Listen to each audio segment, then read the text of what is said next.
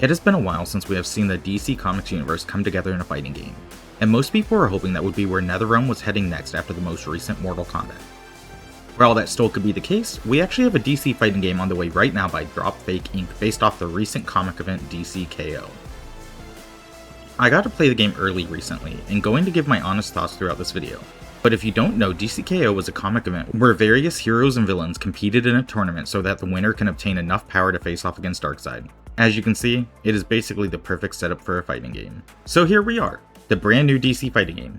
But is it worth your time? It is currently only on mobile devices, which may get you to immediately discount it, but I am here to say at least finish watching the video and see what you may think by the end of it. The controls are simple.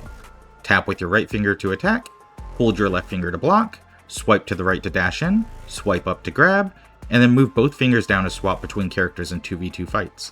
Each character has their own super moves, and they actually have multiple you can switch between, and also can of course level up to get even stronger and make some challenges easier. If that isn't enough, you can also get runes which allow you to customize your character even further.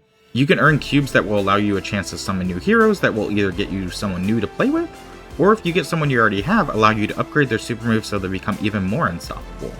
There are also more rare versions of several characters that seem to be even stronger than their base version that you can unlock too.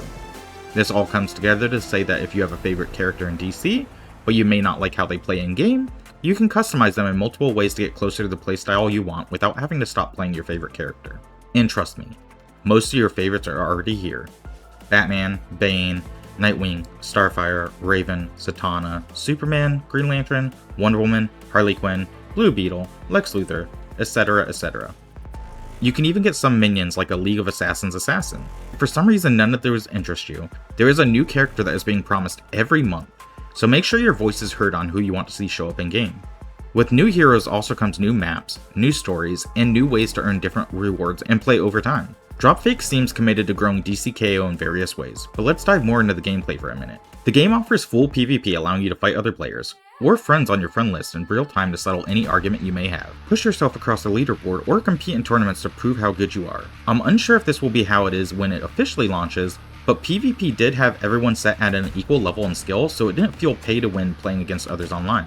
That may change, but hopefully it stays as is, so those that only care about PvP can focus on that without having to grind and upgrade their characters or have an unfair advantage when they are just trying to play a fighting game. Leave the upgrade solely to the single player content, which there is actually quite a bit of. As expected, there is a story mode for the game.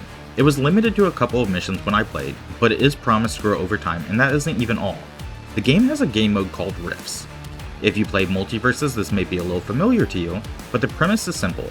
You can choose from multiple rifts that may have a specific reward you are looking for. When you select it, it will drop you onto an almost board game-like map, and you must choose the path you want to take to get through it. Some paths may have stronger enemies, but also have better rewards at the end.